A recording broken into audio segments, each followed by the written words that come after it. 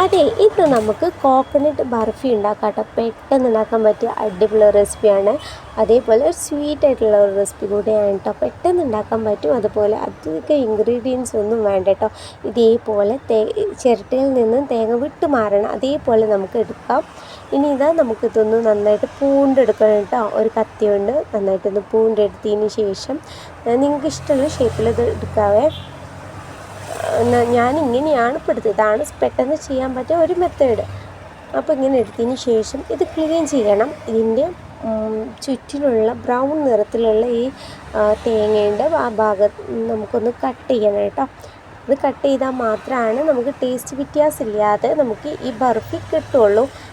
നന്നായിട്ട് ക്ലീൻ ചെയ്ത് കൊടുക്കണം കേട്ടോ. നിങ്ങൾക്ക് വേണമെങ്കിൽ ഇത് ആദ്യം തന്നെ നമുക്കത് ക്ലീൻ ചെയ്തെടുക്കാം. ഒന്നായിട്ട് നമ്മൾ കട്ട് ചെയ്യാതെ തന്നെ ഫുൾ കിട്ടുമെങ്കിൽ നമുക്ക് അങ്ങനെ ചെയ്തെടുക്കാം, ഇങ്ങനെയും ചെയ്തെടുക്കാം കേട്ടോ. അപ്പോൾ ഇത് നമുക്കിത് കിട്ടിയിട്ടുണ്ട്. ഇനി ഇത് നന്നായിട്ട് മിക്സിയുടെ ജാറിലിട്ട് ഒന്ന് പൊടിച്ചെടുക്കണം കേട്ടോ. മിക്സി നന്നായിട്ട് തുടച്ച് വൃത്തിയാക്കിയതിന് ശേഷം മാത്രമാണ് നമുക്കിതിലേക്ക് തേങ്ങ ഇടാൻ പറ്റുള്ളൂ. അപ്പോൾ ഇത് നന്നായിട്ട് എടുത്തിട്ടുണ്ട്.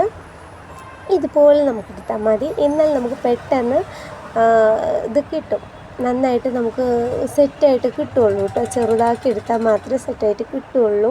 ഇനി ഇതൊരു ബൗളിലേക്ക് മാറ്റിയെടുക്കാം. ഇപ്പോൾ ഇതിൻ്റെ കൺസിസ്റ്റൻസി ഇത്രയേ ഉള്ളൂ കേട്ടോ. ചെറുതായിട്ട് നമ്മൾ എടുത്താൽ മതി. വലിയൊരു പൂളാക്കിയാണ് ഒന്നും എടുക്കേണ്ട ആവശ്യമില്ല കേട്ടോ. ഇത് ഇനി നമ്മൾ നെയ്യ് ഒഴിച്ച് കൊടുത്തിട്ടുണ്ട്. ഒരു ടേബിൾ സ്പൂൺ നെയ്യാണ് ഒഴിച്ച് കൊടുത്തിട്ടുള്ളത്. നമുക്ക് ഇതിലേക്ക് തേങ്ങ ഇട്ട് കൊടുക്കണം കേട്ടോ. തേങ്ങ നന്നായിട്ട് മിക്സാക്കി കണ്ട് നമുക്ക് ഇട്ട് കൊടുക്കണം. എല്ലാ ഭാഗത്തേക്കും നെയ്യ് എത്തുന്ന വിധം നമ്മൾ നന്നായിട്ട് മിക്സ് ആക്കണം കേട്ടോ.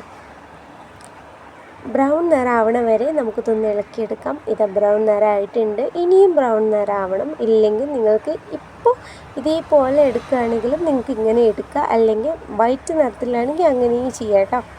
എനിക്ക് ഇങ്ങനെയാണ് ഇഷ്ടം. ഇതിലേക്ക് നിങ്ങൾക്ക് ശർക്കര ഉരുക്കിയിട്ടും ചേർക്കാം, ഉരുക്കാതെയും ചേർക്കാം കേട്ടോ. പൊടിയായിട്ടും ചേർക്കാം. ഞാൻ ഇങ്ങനെയാണ് വെച്ചത്. പക്ഷെ ഇങ്ങനെ നിങ്ങൾ ചെയ്യണ്ട, കാരണം അത് ഇത്ര ഈസി ആയിട്ട് എനിക്ക് തോന്നിയില്ല. ഇനി നമുക്ക് 2 ഏലക്ക ഒന്ന് ജസ്റ്റ് ഒന്ന് പൊടിച്ചെടുത്തിട്ടോ അല്ലെങ്കിൽ ഇങ്ങനെ എടുത്തിട്ടോ നമുക്ക് ഇടാം കേട്ടോ. ഇതിൻ്റെ ചെറുതായിട്ട് ചതച്ചിട്ടിട്ടാൽ ഇനി ഇതിലേക്ക് കുറച്ച് ഉപ്പിട്ടോ, അധികം ഉപ്പ് കൂടരുത്, കുറച്ച് ഉപ്പ് മതിയാവും. ഒരു ടേസ്റ്റിന് വേണ്ടിയിട്ട് ചെറുതായിട്ട് ഉപ്പ് ബാലൻസ് ചെയ്യാൻ വേണ്ടി മാത്രം.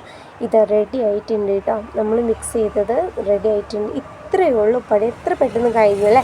ഇനി ഇതിലൊരു പാത്രത്തിലേക്ക് എണ്ണ തടവിയിട്ടോ അല്ലെങ്കിൽ നെയ്യ് തടവിയിട്ട് ചേർത്ത് കൊടുക്കാം. ഇത് ഇട്ട് കൊടുത്തതിന് ശേഷം ഇതിലേക്ക് നട്ട്സ്, ഏത് നട്ട്സ് ആണെങ്കിലും നമുക്ക് മിക്സ് ചെയ്ത് കൊടുക്കട്ടെ, ചേർത്ത് കൊടുക്കാം.